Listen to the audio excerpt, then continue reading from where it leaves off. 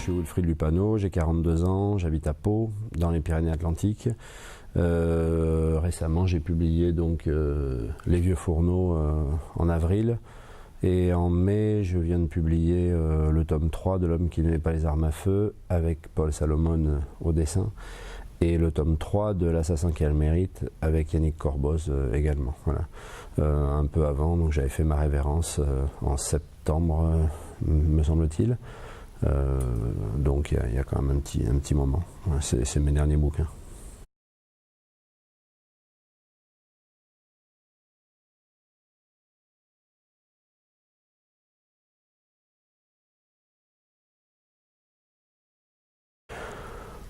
Pas vraiment. On a plus à cœur de faire avec Paul Coé, le dessinateur, des albums qui sont des sortes d'épisodes, c'est-à-dire que comme dans ce premier tome, on a une histoire qui a un début et une fin, celle autour de Garand-Servier, ce vieux monsieur, et la vengeance du personnage d'Antoine.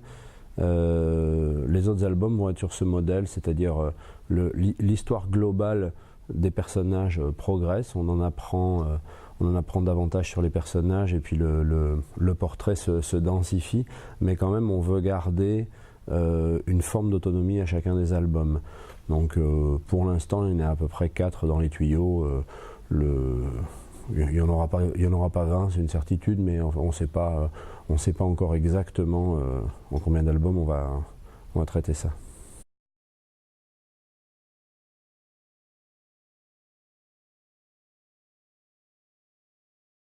Non, ça reste quand même notre trio qui sont en personnages principaux, mais c'est vrai que des personnages secondaires apparaissent régulièrement. Voilà. Et puis il y a toujours le personnage de Sophie aussi. Enfin, il y a beaucoup à faire.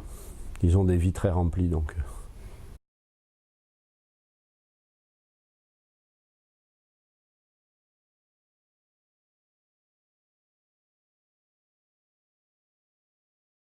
Oui, exactement. Quand on a décidé de s'intéresser à cette génération avec Paul, c'était pas immédiatement présent à mon esprit, mais ensuite je me suis dit que véritablement c'était la force de ce type de personnage, c'était de pouvoir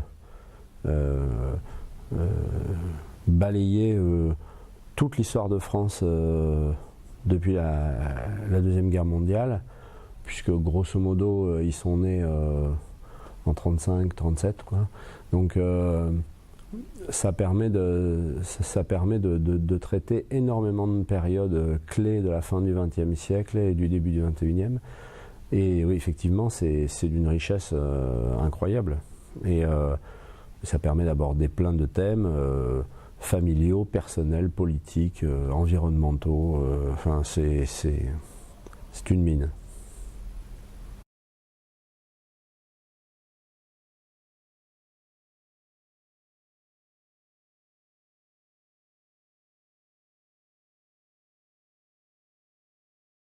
Ouais, c'est un peu les deux. C'est la série est vraiment basée sur cette notion de transmission, du monde qu'on laisse à la génération suivante, et en particulier dans l'esprit d'une femme qui va donner la vie. Ce questionnement devient encore plus urgent et en général est source de beaucoup plus d'angoisse. C'est quelque chose que moi personnellement j'avais ressenti à la naissance de mon premier enfant, et on se dit effectivement quel monde on va leur léguer. Et donc comme la réponse n'est pas très joyeuse, on a tendance à se tourner vers les aînés qui eux-mêmes ont leur part de responsabilité là-dedans. Le fait est que cette génération-là, génération on va dire des septuagénaires, octogénaires, c'est une génération, c'est la génération dans l'histoire de l'humanité qui a probablement connu la plus spectaculaire transformation de civilisation, quoi, hein.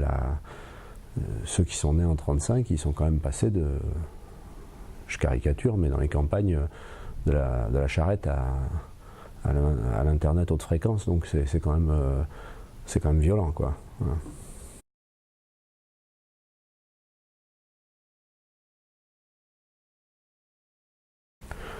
Alors j'essaie de pas tomber là-dedans parce que mes personnages, je prends le temps de les développer successivement. Donc là, dans ce premier tome, on est un petit peu plus proche d'Antoine et par le biais de sa petite fille aussi, on est plus proche d'Antoine. Mais dans le tome 2, on est davantage sur le personnage de Pierrot. Là, je suis en train d'écrire le tome 3 qui est davantage centré sur Mimile. Donc en réalité, j'essaie de développer chacun à son rythme en fait. Et j'évite de les penser les uns sans les autres en fait. Pour moi, c'est vraiment un triumvirate qui fait une entité en fait. Voilà. Donc j'ai pas de chouchou.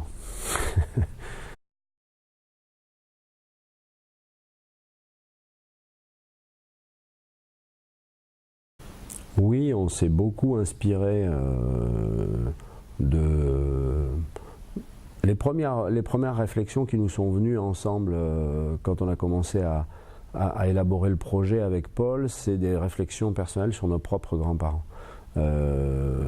ou des amis de nos grands-parents, enfin des gens de ces générations-là qu'on côtoyait ou qu'on connaissait. Et puis ensuite, moi, il y a toute une génération d'acteurs français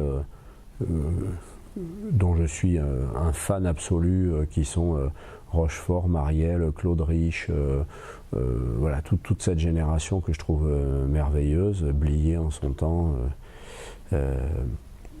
que j'avais envie dont j'aime l'état d'esprit en fait, que je trouvais beaucoup plus déglingo que beaucoup de jeunes pseudo-rebelles, voilà, tout en étant extrêmement classe et extrêmement, enfin, voilà, j'aime beaucoup plus cultivé aussi. Voilà, il y avait ça, il y avait et alors Paul me maudit depuis qu'on fait cette série parce qu'il passe quand même énormément de temps à mater des vieux, ce qui pour un dessinateur qui avant dessinait quand même énormément de pin-up fait un gros changement de style de vie. Voilà. Donc et c'est ça, hein, c'est le terrain, hein, faut y aller. Hein.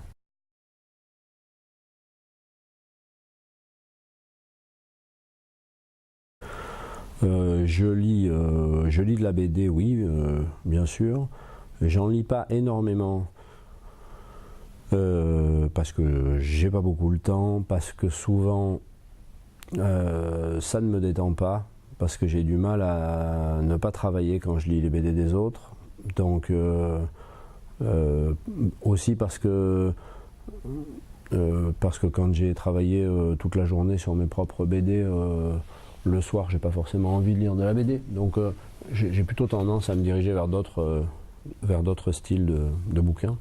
Mais j'en lis quand même évidemment parce que d'abord j'aime ça, pour me tenir au courant.